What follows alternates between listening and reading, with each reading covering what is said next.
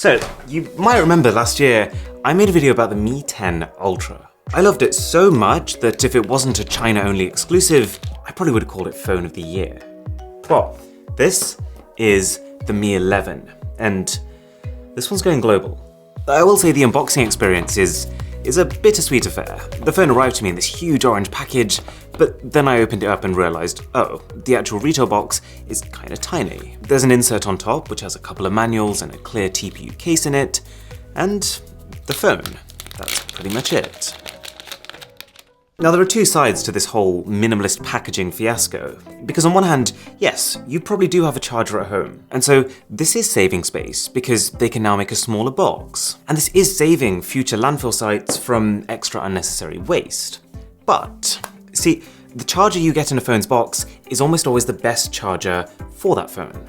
And so especially on something like this, which supports blazing fast 55-watt charging speeds, you're probably not getting the full phone experience by just using the charger you already have. But that said, with the China launch of this phone, Xiaomi did give people the option to ask for the charger if they wanted it, for free, which is kind of weird, but I guess it means that no one's really losing out. I just hope that they bring this to the global launch, which should be next month. Anyways, whoa. You know, the whole reason that last year's Mi 10 Ultra holds such a place in my heart is that I remember this moment I had with it. This moment where I took one look at the phone's spec sheet, mouth partly open, and then I took one look at the phone's price, and I couldn't for the life of me understand how they'd done it. The specs were up here, the price was like here. And so I'm happy to say that I've had a pretty similar experience with the Mi 11. Just keep in the back of your mind when I tell you this that this phone is $600, or at least that's the converted Chinese price. And listen to this. You get a 6.81-inch Quad HD Plus AMOLED 120Hz refresh rate screen, which just so happens to have pretty much the fastest touch response and the highest brightness of any phone ever. You get the Snapdragon 888 chipset, which makes this effectively the fastest Android on the planet right now, not to mention 8 to 12 gigs of the fastest RAM, 128 to 256 gigs of the fastest storage, and I'm not nearly done. It's got a 108 megapixel main camera, a set of Harman Kardon tuned dual stereo speakers, it supports 50-watt wireless charging, as well as the ability to reverse wireless charge other devices. This truly feels like Xiaomi's ace up its sleeve. $600. So what's the catch? Well, it's definitely not this screen. Xiaomi to me has always been a company who makes good displays, but at the same time they've never really been in the highest tier. Till now.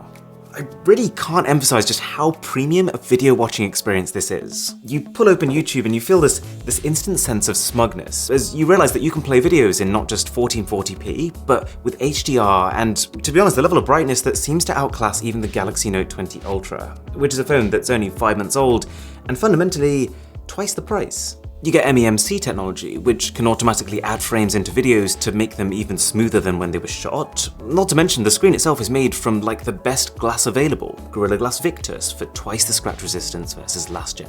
And I think the front camera here is like their smallest hole punch cutout on a phone yet. Oh yeah, and the speakers are amazing.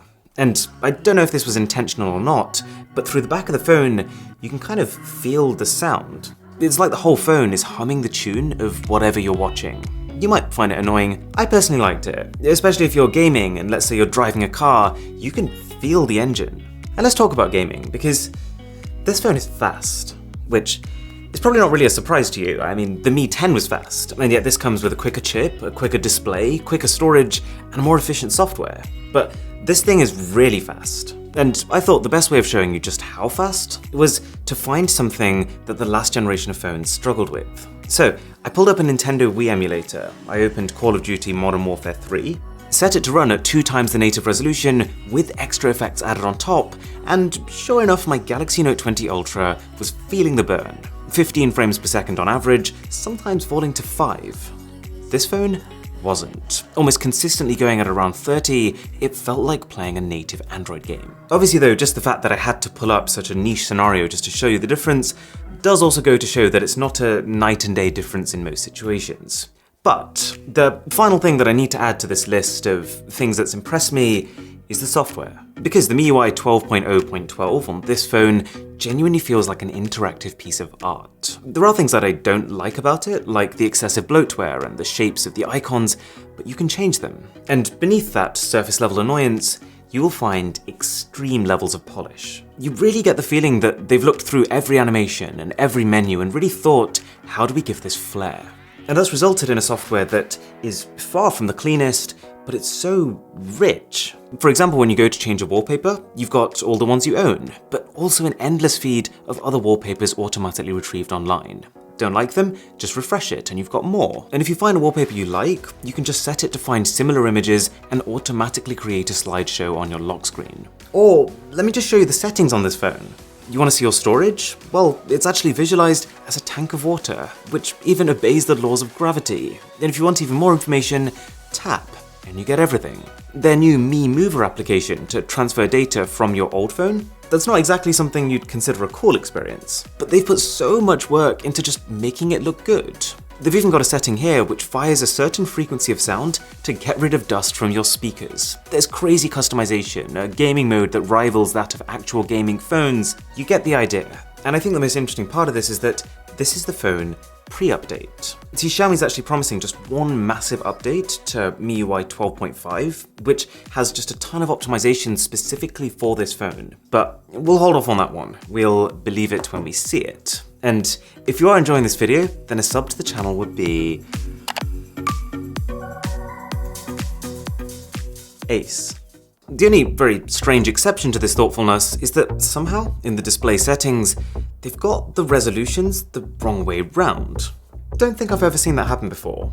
And on that note, there are some things that I don't like. Nothing that ruins the phone, but just a couple of really strange decisions. Like if you look around this phone, it's got some really nice flourishes, like an IR blaster, a dual SIM tray, and the waveform-like speaker grille. But it just doesn't feel great. I'm usually a big fan of vegan leather, like the Oppo Find X2 Pro has this really plush quality to it. But they've made the back of this phone just a little scratchy and plasticky. It feels a lot like Samsung's Galaxy Note 4 from 2014, and that finish was not particularly liked. I think the cameras could be a lot neater looking, especially given that there's only 3 lenses here, and I really think that if a phone is going to have text printed on it, it's gotta be something special, not literally the word Xiaomi 3 times. But they do have a glass version of this phone, which I think does have a cleaner overall aesthetic. But then we've got the front of the phone.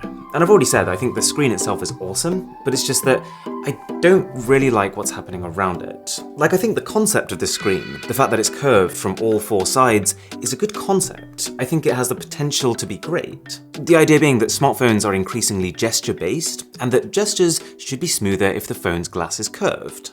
But the way that they've done it here means that 1, screen protectors do not play nicely. And if you can't find one that goes right up until the very edges, it will end up creating a ridge that your thumb just keeps hitting. And 2, it exaggerates the phone's asymmetry. You realize that the bottom bezel looks like it's a different thickness to the top bezel, which in itself looks like it's a different thickness to the side bezels. And what really makes this pop in not a good way is the corners. The corners are the only points where this display doesn't slope off, and so they kind of look like they're jutting out. It's almost like the screen's not been stretched quite right across the canvas of the phone, but you can somewhat address this by using wallpapers that mask the edges. These are all pretty minor gripes in the scheme of things, but there is one slightly more fundamental issue with this phone. But I do just need to quickly talk about the camera, because this is not just the most organized camera experience I've ever had, but it's probably the most fun, too. It's got filters that are much more than just slight single color adjustments. You've got cinematic effects like phantom and nostalgia, which change the theme of your shots. And kind of hidden away for such a big feature, a whole set of movie modes. They use AI to create everything from a dolly zoom effect, to the ability to freeze frame just parts of a video, to simulating having a slow shutter speed. And this third little lens here is actually a macro camera. And I can't believe I'm saying this, but it's a macro camera that's actually quite good. I think I've only ever said that about one other phone in the past before. It's only 5 megapixels, it's nothing crazy, but because it zooms in at the same time as having an incredibly short focusing distance, at times it genuinely feels like using a microscope. And there's so much more. There's dual video, there's long exposure, there's supermoon mode. The point is, this is a lot of fun. Now, if you wanted a more technical response than that, then I would say this is an A-grade set of cameras. It's not quite A+, where I would rank the Galaxy Note 20 Ultra and the iPhone 12 Pro Max, but it's ahead of A-, like the OnePlus 8T. You see, the main 108 megapixel sensor that we have here is On one hand, it's aging. It's technically the same camera that we saw on the Mi Note 10 from 2019, but on the other hand, it's still, in almost every scenario, keeping up. It's got stellar detail, almost top-tier dynamic range, and some of the most delicious background blur you can get on a phone. In a lot of shots, you can very clearly see more detail here than on the Samsung. Which kind of makes sense because while Samsung converts its 108 megapixels down to 12, Xiaomi converts to 27. But I would say that its low light performance is nowhere near as consistent, and it's pretty easy to blur. But this is actually also the first phone which has night mode video. It's very interesting. Like, this is a sample of normal video from the Xiaomi and the Samsung, and if we turn the feature on, it kind of seems to sacrifice detail for extra brightness and a bit less noise. It's not groundbreaking, but it's more than a gimmick. There is also an ultra-wide camera here, and there's little more to say about it apart from the fact that it's fine. But two things are lacking. Zoom, this thing kind of sucks at it, and video consistency. It seems to shift color and exposure way more drastically than it should be doing as your subject makes slight movements. Oh yeah, and the battery capacity is 4,600 mAh. It's plenty. I've been running it in what I would call a worst case scenario, and I'm still getting 6 hours of screen on time. So that's at Quad HD resolution, 120Hz refresh rate, and every AI mode turned on, which it does warn will increase battery drain further. And then for charging, because there isn't a charger in the box, I've just been using a OnePlus 8T brick, and it's filling it up in just under an hour. Right, so at this point, the Xiaomi Mi 11 almost looks like so much phone for the money that it's embarrassing for the others. But there is one big asterisk that we've just got to put next to that. Pricing. Because yes, this phone is the equivalent of $600. That's not some sort of marketing trick or early bird sale. That is the base price of the phone. In China. And that's not always an issue. There's a lot of products that release globally where the price all around the world is fairly constant. But in the case of Xiaomi phones, I feel like I've seen enough of these launches now to suspect that when this does release in other regions, they're going to make it significantly more expensive. For what I'm assuming are three main reasons. One, Xiaomi phones are generally made in China, and so naturally it's going to be more expensive to export them. Two, a lot of other countries, they whack a load of extra tax on top of that. UK. And three, in China, Xiaomi makes a lot of money from its services, like Xiaomi Cloud. And so I think because of that, they're perfectly happy making a bit less on the products themselves. Whereas this isn't the case in the West, where we're very used to Google services. And so because of this, with last year's Mi 10, even though that released at the exact same price that this Mi 11 is releasing at, in the UK, it dropped at £799, which if you convert it back to dollars, is over $1,000. That's 1.8 times as much money just for the convenience of being local. And so what I would say about this Mi 11 is, if it comes to the global launch and it ends up being the equivalent of $1,000, then wait, I think you might well find something better releasing fairly shortly after. If it comes out at $800, then I would say it's absolutely worth it. And if by some miracle you're able to get it for $600, then shake that person's hand right off. The one thing to just keep in the back of your mind though is that this is the Mi 11, and if history is anything to go by, there will be a Mi 11 Pro, and quite possibly a Mi 11 Ultra. And so, as crazy powerful as this phone is, if what you're after is the very best of the best, that's probably coming soon. Okay, if you enjoyed this video, do consider subscribing, that would be amazing. My name is Aaron, this is Mr. Who's the Boss, and I'll catch you in the next one.